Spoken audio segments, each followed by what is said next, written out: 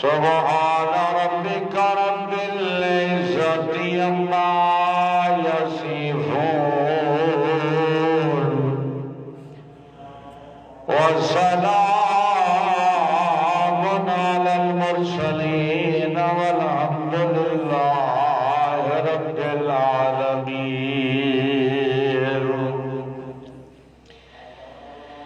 اللهم صل على محمد وعلى آل محمد كما صليت على إبراهيم وعلى آل إبراهيم إنك حميد مجيد. اللهم بارك على محمد وعلى آل محمد كما باركت على إبراهيم وعلى آل إبراهيم إنك حميد مجيد.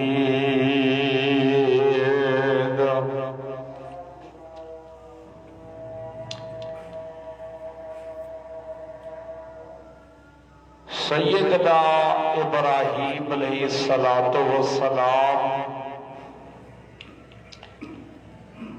جد الانبیاء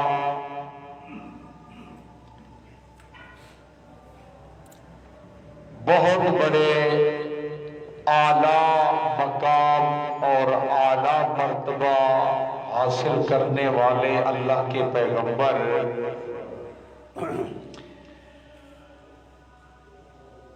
اللہ سبحانہ و تعالی نے سیدنا محمد کریم صلی اللہ علیہ وآلہ وسلم کو فرمایا کہ میرے پیغمبر آپ ان لوگوں کو سیدنا ابراہیم علیہ السلام کا عظیم الشان واقعہ پڑھ کر سنائیں. آپ علیہ السلام کے دور کے اندر 3 بڑی جماعتیں موجود تھیں. مشرکین مکہ،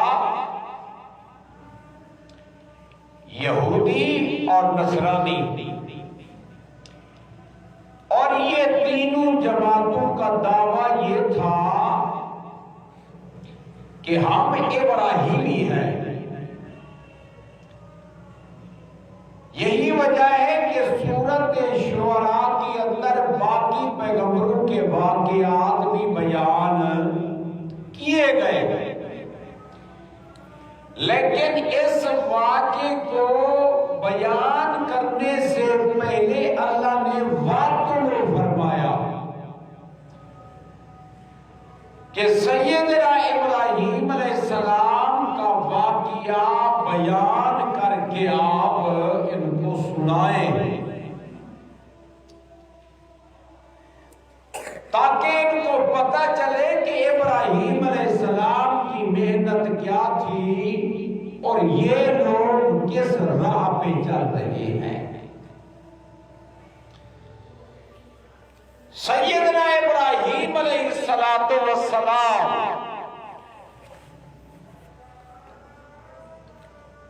اللہ کے عظیم الشان پیغمبر جنہیں اللہ نے یہ مقام عطا کیا کہ تمام علاقے کے اندر آپ کی مخالفت کرنے والے، وقت کا بادشاہ بھی مخالف، قوم بھی مخالف، حتیٰ کہ باپ بھی مخالف ہے. آج تو ہم اگر مزاج کے خلاف کوئی بات سن لے تو اپنے آپ کو کنٹرول کرنا بھی کیا ہو جاتا ہے؟ مشکل۔ اللہ کے نبی سبحان اللہ، آخر اللہ ان کو نبوت عطا کرتا ہے، اللہ جانتا ہے نا کہ یہ اس قابل ہیں، اللہ ان کی استعداد کو دیکھ کر اللہ یہ مقام عطا کرتی ہے نا۔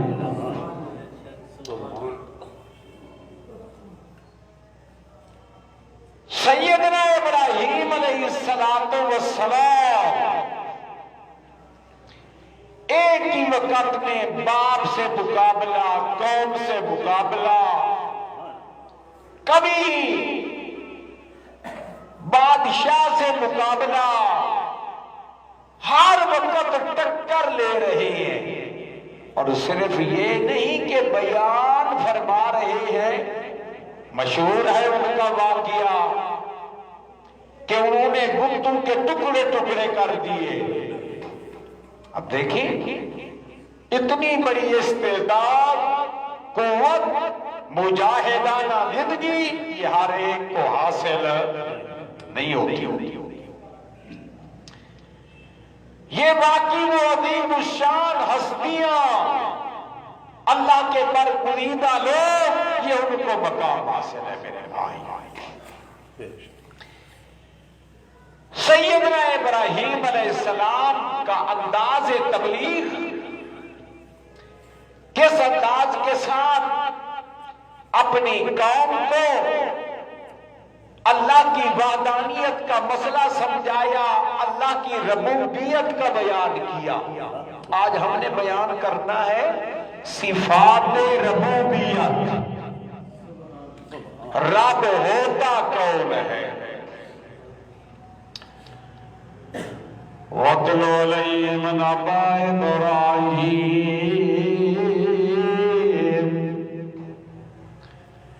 میرے پیغمبر سیدنا ابراہیم علیہ السلام کا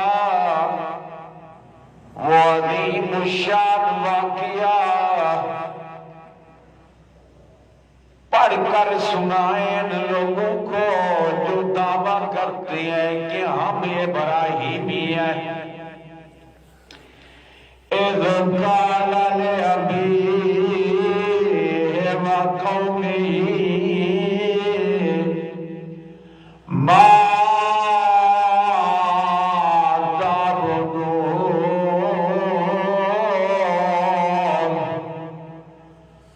سیدنا ابراہیم علیہ السلام نے جب اپنے باپ کو اور اپنی قوم کو مخاطب کر کے فرمایا ما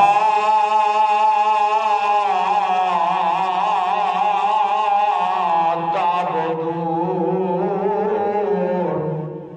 یہ لفظ ما تحقیر کے لیے ہے، جن کی عبادت کرتے ہو ان کی حیثیت ہے کیا؟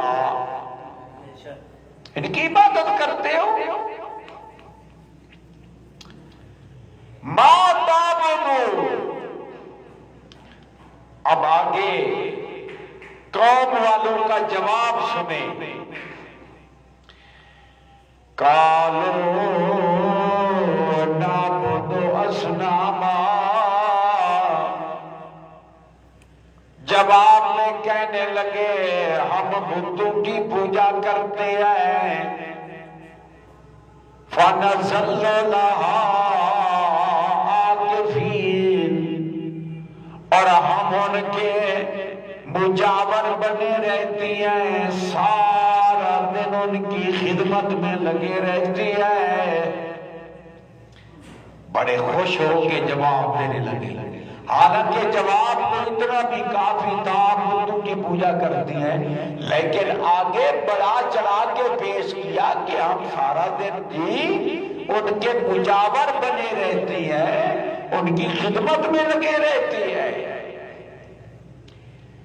اب سیدنا ابراہیم علیہ السلام نے فرمایا جن کی تم عبادت کرتے ہو، مجھے اس اس بات کا جواب دو۔ سبحان پیغمبروں کا انداز تبلیغ۔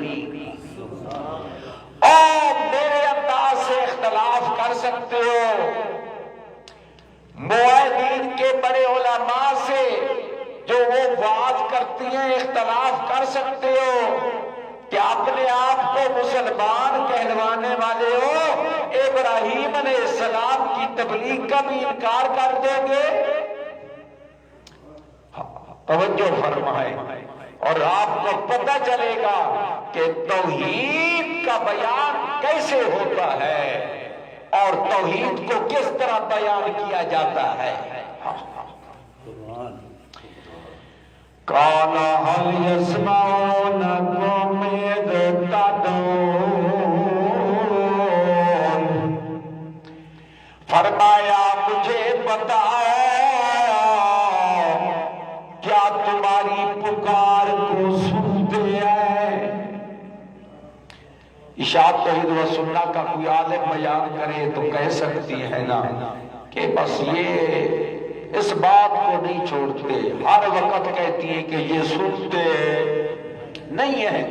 ابراہیم علیہ السلام نے بھی بات کو یہاں سے شروع کیا، مجھے یہ بتاؤ آپ ان کو پکارتے ہو، کیا تمہاری پکار کو سنتی ہے؟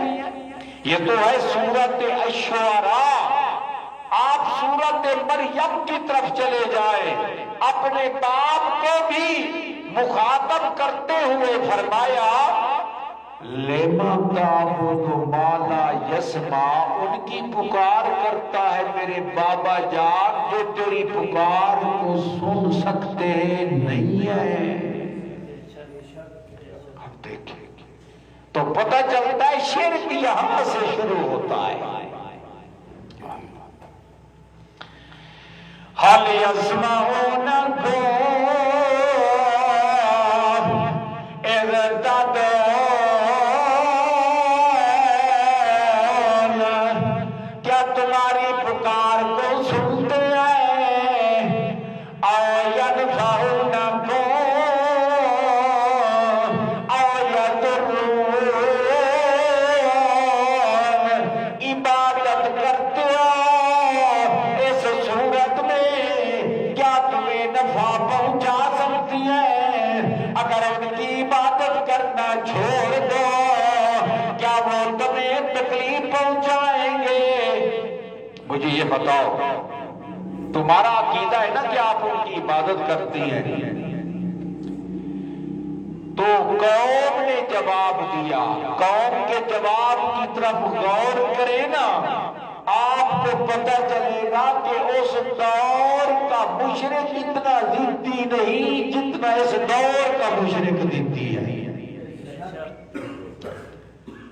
انصاف کی بات ہے، بعض بندے جوش میں آ کر کوئی بات کر دیتی ہیں، میں جوش سے نہیں ہوش سے بات کر رہا ہوں، آپ بھی توجہ کر کے بیٹھے، آپ بھی میری بات کے ساتھ اتفاق کریں گے۔ قالوا بل وجدنا آباءنا كذلك يفعلون، قوم والوں نے جواب دیا ہم نے اپنے باپ دادا کو اسی عقیدے پر پایا اور ہم نے بھی یہ عقیدہ بنا رکھا ہے۔ یہ نہیں کہا کہ آؤ مناظرہ کرتے ہیں، کہ یہ تو سنتے بھی ہیں۔ آپ اس دور میں اگر کہیں نا وہ کہیں گے آؤ جی ہم تیار ہیں، یہ کیسی آپ باتیں کرتے ہو؟ اچھا یہ حضرت جی ہماری بات کو سن نہیں سکتے، یہ نفع نقصان کے مالک نہیں ہیں، آپ بڑے بے ادب ہو۔ انہوں نے سادہ سا جواب دیا، اگرچہ جواب یقیناً غلط تھا لیکن انہوں نے کہا اس لیے ان کی عبادت کرتی ہیں، ہمارے باپ دادا کا یہ عقیدہ تھا۔ ان کا مقصد یہ تھا جب باپ دادا کی بات کریں گے تو سیدنا ابراہیم علیہ السلام خاموش ہو جائیں گے، لیکن ادب اس چیز کا نام نہیں ہے طرف حق مسئلہ ہو اور دوسری طرف شرک اور کفر کی بات ہو، چاہے وہ شرک کرنے والا، کفر کرنے والا کوئی بہت بڑی شخصیت کیوں نہ ہو، اللہ والے کسی کی پرواہ کیے بغیر وہ حق کو بیان کر دیتی ہے، وہ کسی کا لحاظ نہیں کرتے۔ اللہ ہر ایک کو لحاظ و شرم عطا کرے، لیکن دین کے مسئلے میں کوئی لحاظ اور ادب نہیں ہوتا۔ اس کو ادب نہیں کہتے، بلکہ بندہ گناہگار ہوتا ہے۔ چلو جی یہ بزرگ ہے، جو بھی کرتے رہے، اب ہم ان کو کیا کہیں جی، اگر بات کریں گے تو بے ادبی ہو جائے گی۔ یہ کوئی بے ادبی نہیں، یہ پیغمبر کی سنت ہے کہ حق کو بیان کرو۔ کوئی بزرگ ناراض ہوتا ہے، کوئی بابا جی ناراض ہوتا ہے، ناراض ہوتا ہے تو ہونے دو، مسئلہ توحید کے اندر ملاوٹ نہیں ہو سکتی، مسئلہ توحید کے اندر رعایت نہیں ہو سکتی۔ رعایت وہی کرے گا جو مداہن اور منافق ہوگا۔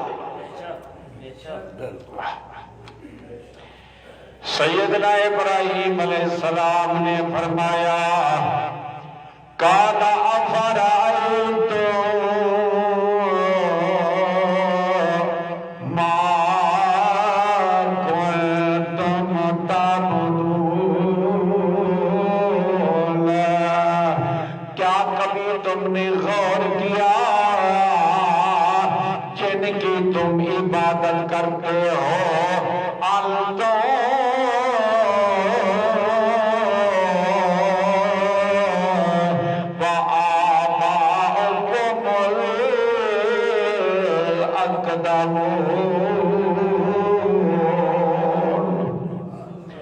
چاہے تم ہو یا تمہارے باپ دادا جو پہلے والے گزر چکی ہیں، وہ کیوں نہ ہو، میرا عقیدہ سن لو۔ تم نے تو سمجھا کہ جب باپ دادا کی بات کریں گے تو ابراہیم علیہ السلام پھر خاموش ہو جائیں گے۔ میں تمہیں بتاتا ہوں، بلکہ سورت انعام کی طرف اگر آئے نا، فرمایا انی اراکا، میں آپ کو وقومک اور آپ کی قوم کو فی ضلال مبین، کھلی گمراہی میں دیکھ رہا ہوں۔ تم کو واضح کھلا گمراہ لوگ ہو۔ آج اگر کوئی اس طرح تبلیغ کرے، اپنی قوم کو، اپنے بڑوں کو کہے کہ تم تو ضلالت کے اندر داخل ہو چکی ہو، کہیں گے لوگ کہ نہیں کہ یہ بے ادب ہے، لیکن یہ کوئی بے ادبی نہیں، یہ حق ہونے کی دلیل ہے۔ جو اللہ والے ہوتے ہیں وہ دین کے معاملے میں، توحید اور سنت کے معاملے میں وہ کبھی سستی نہیں کرتے، اس دین کے معاملے میں وہ کوئی رعایت نہیں کرتے، دین کے معاملے میں نرمی کرنے والے لوگ 2 نمبر ملا ہوتے ہیں، دین کے معاملے میں کوئی رعایت نہیں۔ جہاں مسئلہ توحید کی بات آئے، پیغمبر کی سنت کی بات آئے، اب کوئی کمپرومائز نہیں۔ تم ہمارا لحاظ کرو، ہم تمہارا لحاظ کریں گے، یہ تو منافق لوگوں کا کام ہوتا ہے۔ سمجھے نا بات کو؟ فرمایا فرأیتم ما کنتم تعبدون انتم وآباؤکم الاقدمون فإنهم عدو لي إلا رب العالمين عبادت کرنے میں کوئی فائدہ نہیں، سراسر نقصان ہی نقصان ہے۔ ان کی عبادت کرنا یہ دشمنی کا ذریعہ ہے۔ آپ اس دشمنی والی بات کو سمجھیں اور سورۃ الاحقاف کی طرف۔ وَإِذَا حُشِرَ النَّاسُ كَانُوا لَهُمْ أَعْدَاءً وَكَانُوا بِعِبَادَتِهِمْ كَافِرِينَ۔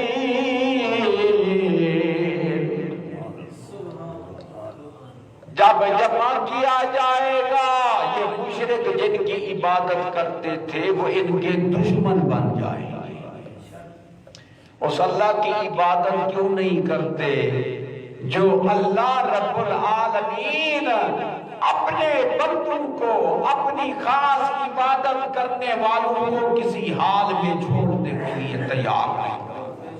اس اللہ سبحانہ و تعالی، اس اللہ سبحانہ و تعالی، اس اللہ کی عبادت کو کیوں چھوڑتے ہو جو اللہ سبحانہ و تعالی اپنے بندوں پہ اتنی بڑے مہربان ہے؟ اللہ اللہ اللہ سبحان اللہ سبحان۔ سیدنا ابراہیم علیہ السلام نے فرمایا فَإِنَّهُمْ عَدُوٌّ لِّي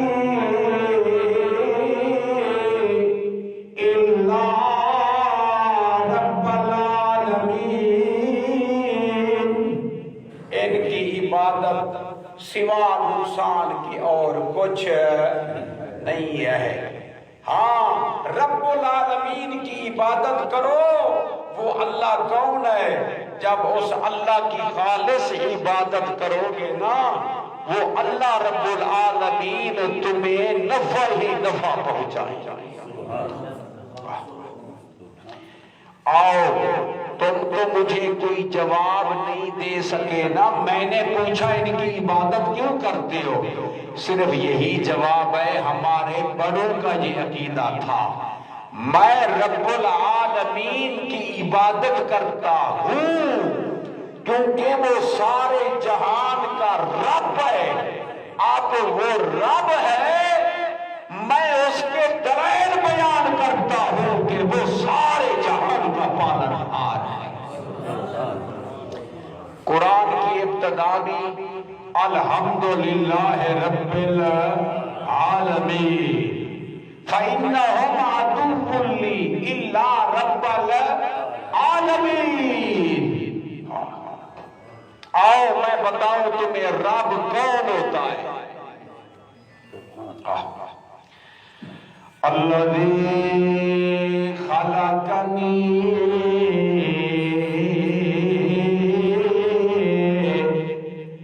فَهُوَ يَهْدِينِ۔ پہلی دلیل میں نے اللہ کو رب بنایا ہے، اس رب العالمین کی میں عبادت کرتا ہوں۔ اور ربوبیت کے صفات سنو، میرے رب کی پہلی صفت الذی خلقنی، اس رب نے مجھے پیدا کیا، اس رب نے مجھے پیدا کیا ہے۔ اور عبادت کے لائق وہی ہستی جو پیدا کرنے والا ہے۔ اب دیکھیں سورۃ البقرہ، یا ایھا الناس اعبدوا ربکم الذی خلقکم۔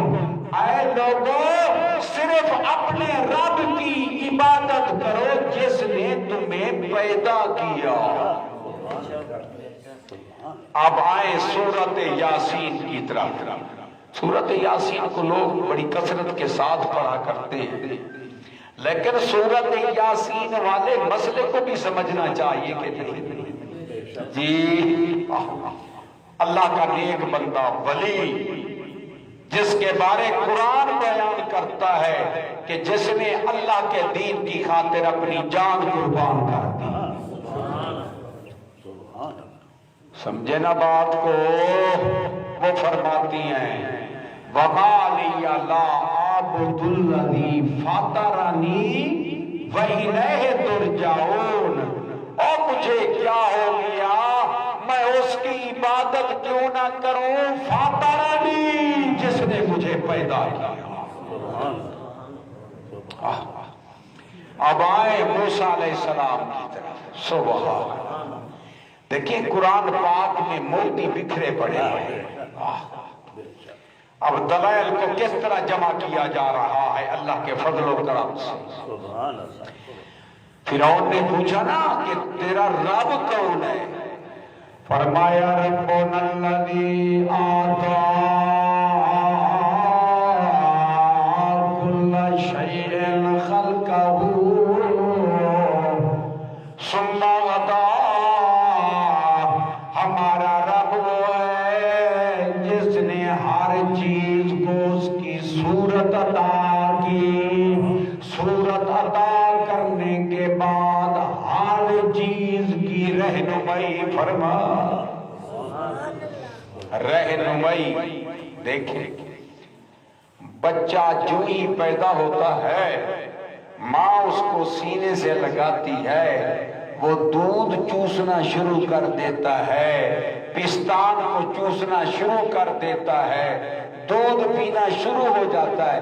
آپ کا کیا خیال ہے اگر دنیا کے ڈاکٹر یہ جمع ہو کے اس بچے کو سمجھانے کی کوشش کرے، کوئی سمجھا سکتا ہے؟ لیکن یہ سمجھ عطا کرنے والا کون ہے؟ یہ ہدایت فطری ہے جو اللہ نے ہر چیز کو عطا فرمائی. دیکھیں انڈے سے یہ جو چوزا نکلتا ہے، آپ دانے ڈالیں وہ چگنا شروع کر دیتی ہیں. یہ رہنمائی کرنے والا کون ہے؟ ہاں یہ وہ اللہ ہے. تو عبادت کے لائق بھی کون ہے؟ سور و پکار کے لائق کون؟ مشکل کشا کون؟ حاجت روا کون؟ سجدے کے لائق کون؟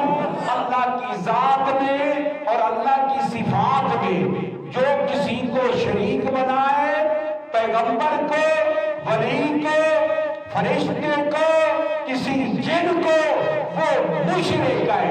عالم الغیب کون ہے؟ حاضر ناظر کون ہے؟ اس طرح توحید کو بیان کیا جائے اللہ راضی ہوتا ہے.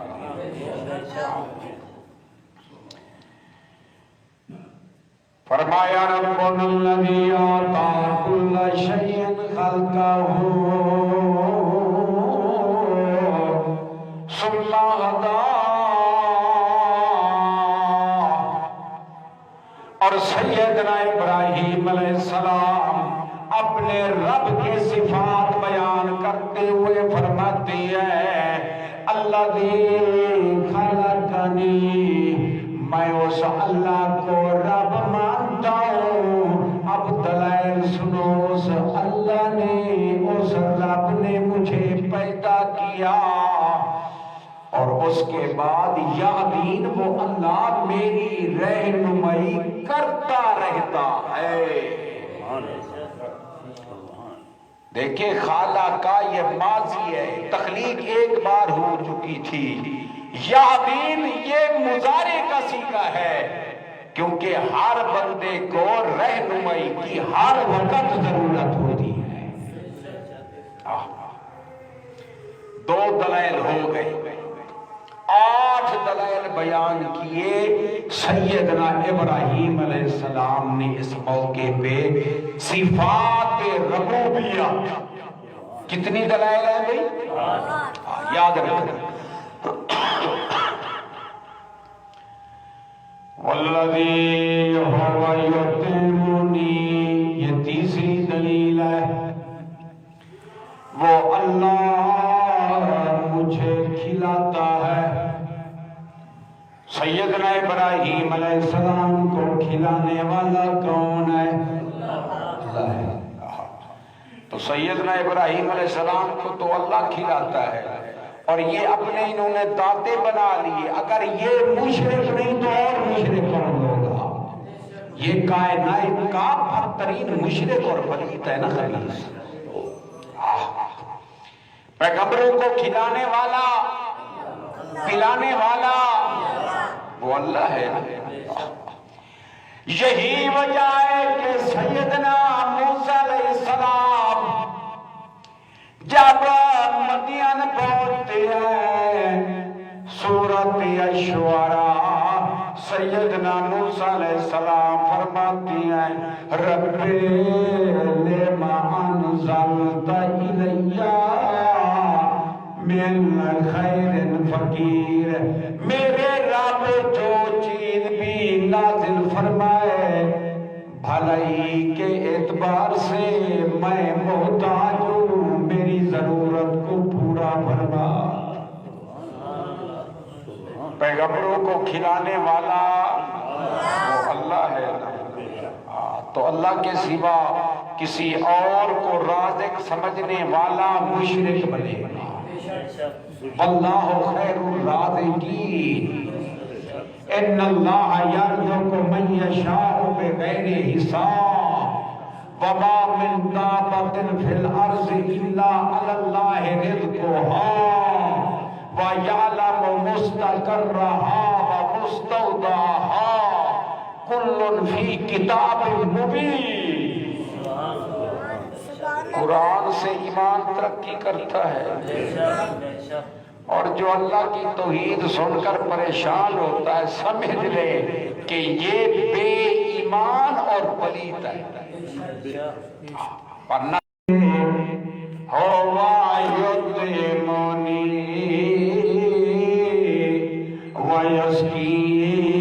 ویسقین، وہ اللہ مجھے کھلاتا ہے اور وہ اللہ مجھے پلاتا. وما جعلناہم جسدا لا یاکلون الطعام. جتنا بھی پیغمبر آئے ان سب کو کھانے پینے کی ضرورت تھی اور جس کو کھانے پینے کی ضرورت ہوتی ہے وہ کھانے پینے کا محتاج ہوتا ہے اور جو محتاج ہوتا ہے وہ کبھی مشکل کشا بن نہیں سکتا. الحمدللہ. دیکھیں نا موحدین تائید کرتے رہے، کتنی بڑی خوشی کی بات ہے کہ حق کی تائید ہو رہی ہے. یہ کسی شخصیت کی تائید نہیں، یہ حق کی تائید ہے. آج تو وقت ضائع کرتے ہیں فلاں مولانا زندہ باد اور فلاں حضرت جی زندہ باد، اتنی بڑے بڑے نعرے لگاتی ہیں، پھر دوسروں پہ ناراض ہوتی ہیں کہ انہوں نے یہ نعرہ کیوں لگایا اور انہوں نے یہ نعرہ کیوں لگایا. بھائی آپ جو نعرے لگاتی ہیں کیا شریعت میں اس کی اجازت ہے؟ کوئی اجازت نہیں. میرے پیغمبر کے بیان میں کوئی بندہ نعرہ ثابت کر کے دکھائے، لیکن سیدھی بات وہ تو پسند آتی ہی نہیں نا دنیا کو، ناراض ہوتی ہے، کہتی ہیں کہ یہ بڑی سختی کرتی ہے. پتہ نہیں سختی کس کو کہتے ہیں؟ جب پیغمبر کے بیان میں کوئی اور نعرہ نہیں ہے، ہاں حق کی تائید یہ تو ہونی چاہیے. والذی ہوا یطعمنی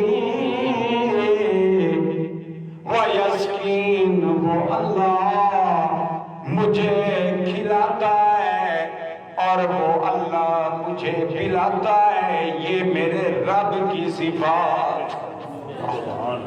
کھلانے والا بھی کون، پلانے والا بھی کون؟ اس کو رب کہتے ہیں. الحمدللہ رب العالمین.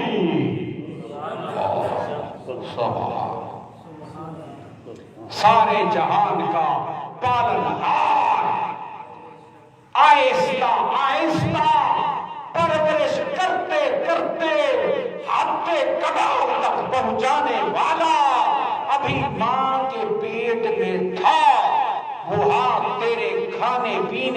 انتظام کرنے والا کون تھا؟ جب بچہ ماں کے پیٹ میں ہوتا ہے تو اس وقت کسی حضرت کا لکھا ہوا تعویذ اس کے گلے میں لٹکا ہوا ہوتا ہے، لیکن بے شرم بے حیا یہ کیا، بچہ جو ہی پیدا ہوتا ہے ماں کے پیٹ سے باہر آتا ہے، اب گلے کے اندر تعویذ لٹکاتے ہو، شرم و حیا نہیں تمہیں؟ جو اللہ ماں کے پیٹ میں پرورش کرتا رہا، جو اللہ وہاں انتظام فرماتا رہا، اب پیٹ سے باہر آنے کے بعد وہ اللہ انتظام نہیں فرمائے گا؟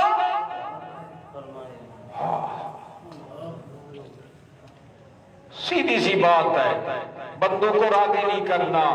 توحید اور تعویذ یہ تو لکھتے ہیں آج کل، دکانیں بنا رکھی ہیں، توحید اور تعویذ، اللہ کی قسم یہ ایک جا جمع نہیں ہو سکتی۔ اگر مسئلہ توحید پہ چلنا ہے تو ان چیزوں کی رد کرنی پڑے گی۔ بس یہی کوشش ہونی چاہیے کہ اللہ راضی ہو جائے۔ بندے پہ جب موت آتی ہے کوئی ساتھ نہیں ہوتا، عقیدہ اور اعمال صالحہ ساتھ ہو گئے۔ 4 صفات ہو گئے، آگے چلیے۔ وَإِذَا مَرِضْتُ فَهُوَ يَشْفِينِ، میں نے اللہ کو رب بنا لیا۔ 5ویں صفت، جب میں بیمار ہوتا ہوں تو میرا اللہ مجھے شفا دیتا ہے۔ کون شفا دیتا ہے؟ یہ تو نہیں فرمایا کہ جب میں بیمار ہوتا ہوں پھر اس کے بعد میں کچھ لکھ کے گلے میں لٹکا لیتا ہوں یا بازو پر باندھ لیتا ہوں۔ کیا فرمایا؟ میں بیمار ہوتا ہوں اللہ شفا دیتا ہے۔ سبحان پیغمبروں کے سمجھانے میں، اور یہاں ادب بھی دیکھیں، اللہ کا ادب کس طرح کرنا چاہیے۔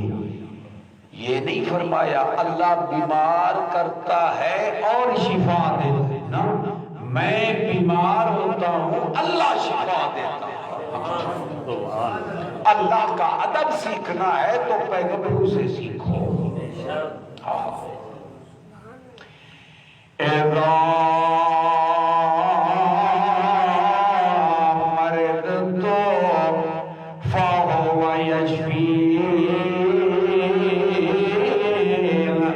جب میں بیمار ہوتا ہوں تو میرا رب مجھے شفا دیتا۔ سیدنا محمد کریم صلی اللہ علیہ وسلم جب کسی مریض کے پاس عیادت کے لیے مزاج کرسی کے لیے تشریف لے جاتے تو اللہ کے پیغمبر کہتے اسأل اللہ العظیم رب العرش العظیم ان یشفیک، میں اس اللہ عظمت والے سے سوال کرتا ہوں، درخواست کرتا ہوں جو عرش عظیم کا رب ہے، وہ اللہ تجھے شفا عطا کرے۔ یشفیک، کون شفا عطا کرے؟ شفا دینے والا کون ہے؟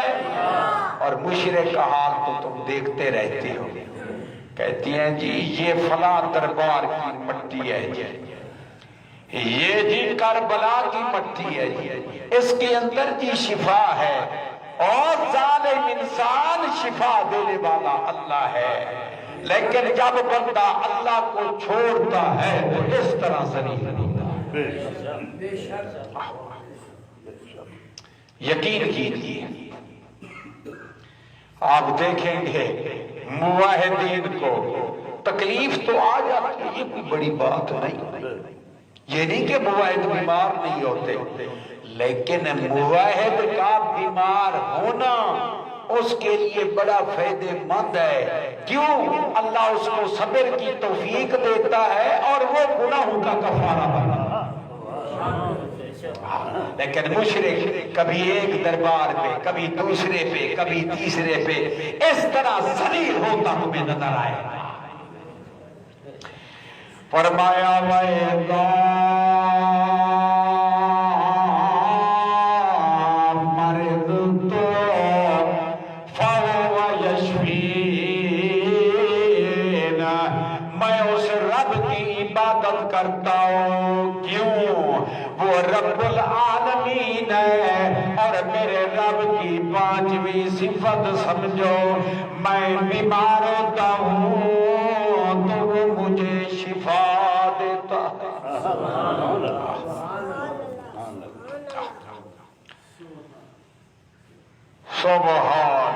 شفا دینے والا کون ہے؟ صرف اور صرف اللہ. اذهب الباس رب الناس واشف انت شافی لا شفاء الا شفاؤک شفاء لا یغادر سقما. یہ دعا بھی ان مسنون دعاؤں سے ہے کہ اللہ کے پیغمبر مریض کے حق میں ان کلمات کے ساتھ دعا کیا کرتے تھے. سبحان. کتنے صفات ہو چکی ہیں ابھی بیان. اچھا ماشاءاللہ الحمدللہ. آپ کو اس سے بیٹھے آگے سنیں. والذی یمیتنی. اب یہ چھٹی صفت. والذی یمیتنی. دیکھیں الذی خلقنی، یہ پہلی صفت. پہلی صفت اس نے مجھے پیدا کیا. اب چھٹی صفت والذی یمیتنی، وہ اللہ مجھے موت عطا کرے گا. آج پیغمبر کے بارے موت کا لفظ کہتے ہو اتنی بے ادبی.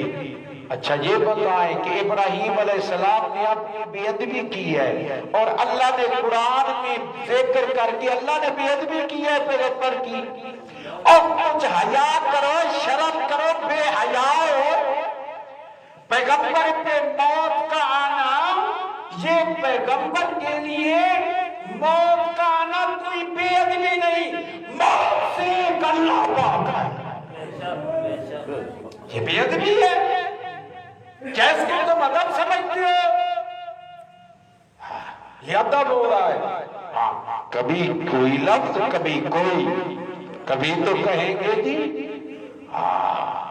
وہ جی حضرت جی وہ پردہ فرمان. موت کیوں نہیں کہتے بھی ان پہ موت آ گئی؟ شرم نہیں آتی تمہیں؟ قرآن میں سراسر ادب ہے. والذی یمیتنی، وہ اللہ وقت پر مجھے موت دے گا. اور ساتویں صفت ثم یحیین، اور وہ اللہ قیامت کے دن مجھے زندہ کرے گا. یہ جو میں نے قیامت کا دن والا معنی کیا ہے اپنی طرف سے نہیں. اشرف علی تھانوی صاحب بیان القرآن لکھا ہے، آپ ترجمہ اٹھا کے دیکھیں. اشرف علی صاحب تھانوی نے معنی کیا ہے. اور معنی اگر وہ نہ بھی کرتے، موت کے بعد جب عادتاً موت آتی ہے، قیامت کے دن زندگی دلیل کیا اللہ کا قرآن ہے. سورۃ المومنون کا بیان ہے. ثم انکم بعد ذالک لمیتون ثم انکم یوم القیامت تبعثون. تم پر موت آئے گی، پھر قیامت کے دن تم دوبارہ زندہ کیے جاؤ. دوبارہ زندہ کب کو مزہ نہیں آتا۔ اللہ کے بندے اونچی آواز نہ رکھو، قرآن کی تائید کرو، قرآن کی۔ ثم انکم بعد ذلک لمیتون ثم انکم یوم القیامت تبعثون۔ اے انسانوں، ان انسانوں کے اندر پیغمبر بھی شامل، ولی بھی شامل، سب انسان شامل۔ ثم انکم یوم القیامت تبعثون، قیامت کے دن دوبارہ زندہ کیے جاؤ گے۔ یہ کہتے ہیں زندہ ہے، قرآن کہتا ہے قیامت کے دن زندہ کیے جاؤ گے۔ دیکھیں ابراہیم علیہ السلام کی بات چل رہی ہے۔ ہمارے ایک ساتھی سے کسی نے پوچھا آخر یہ جو کہتی ہیں کہ مردے سنتے ہیں، آخر پہلے والے بزرگ ان کا یہ عقیدہ ضرور ہوگا۔ تو ہمارا وہ ساتھی سیدھا سادہ تھا، اس نے کوئی صحیح طریقے سے اس کو جواب نہیں دیا۔ جب مجھے آ کر حال سنایا میں نے کہا کہ ہاں غلطی ہوئی آپ سے۔ آپ کہتے قرآن کہتا ہے ابراہیم علیہ السلام نے فرمایا یہ نہیں سنتے، آذر کا عقیدہ تھا سنتے ہیں۔ کس کا عقیدہ تھا؟ آذر کا۔ اب ہر ایک کی اپنی مرضی ہے، وہ آذر کی عقیدے پہ چلے یا جد الانبیاء سیدنا ابراہیم کی عقیدے پہ چلے۔ اور یہ بات بخوبی سمجھنے، شرک یہاں سے شروع ہوتا ہے۔ اگر شرک کا راستہ بند کرنا چاہتے ہو تو یہ عقیدہ رکھنا ضروری ہے جس عقیدے کو اللہ کے قرآن نے بیان کیا۔ وَمَنْ أَضَلُّ مِمَّنْ يَدْعُو مِن دُونِ اللَّهِ مَن لَّا يَسْتَجِيبُ لَهُ إِلَىٰ يَوْمِ الْقِيَامَةِ وَهُمْ عَن دُعَائِهِمْ غَافِلُونَ۔ قیامت تک پکارتے رہو، جن پہ موت آ گئی، وہ انبیاء ہوں یا اولیاء، وہ کسی کی زور و پکار کو سن نہیں سکتے، بالکل بے خبر اللہ علم ہے۔ ہاں یہ اللہ کا قرآن ہے، اللہ کا قرآن سننے سے دل خوش ہو رہا ہے، گھٹن تو نہیں ہو رہی۔ اگر پریشانی کسی کو ہو رہی ہے، چاہے مجمع میں یا جہاں تک یہ آواز پہنچ رہی ہے، قرآن سننے کے بعد جو پریشان ہوتا ہے وہ کبھی مومن ہو ہی نہیں سکتا۔ پکی بات۔ وَالَّذِي يُمِيتُنِي ثُمَّ يُحْيِينِ وَالَّذِي أَطْمَعُ أَن يَغْفِرَ لِي خَطِيئَتِي يَوْمَ الدِّينِ۔ یہ 8ویں صفت ربوبیت۔ مجھے کامل امید ہے مجھ سے جو کام خلاف اولا ہوئے اللہ معاف فرمائے گا۔ مجھے اسی نے پیدا کیا اور وہی اللہ کھلاتا رہا، پلاتا رہا، بیمار ہوتا ہوں تو شفا دیتا رہا، پھر وہی اللہ موت دے گا، پھر وہی اللہ قیامت کے دن دوبارہ زندہ کرے گا، اور وہی اللہ معاف فرمانے والا ہے۔ اسی اللہ کا اعلان ہے، نبئ عبادی انی انا الغفور الرحیم۔ میرے بندوں کو بتلا دو میں اللہ غفور الرحیم ہوں۔ آپ صفات ربوبیت۔ اللہ اللہ، کیونکہ جمعے کے بعد میں نے فوراً سفر کرنا ہے، میرے حق میں بھی دعا کرنا۔ اللہ اللہ، فوت کی ہوئی ہے خان کو جانا ہے وہاں، تو دعا کرنا کہ اللہ خیریت سے سفر کرا دے، اور اللہ ہم سب کو توحید و سنت پر چلنے کی توفیق نصیب فرمائے۔ آخر دعوانا الحمدللہ۔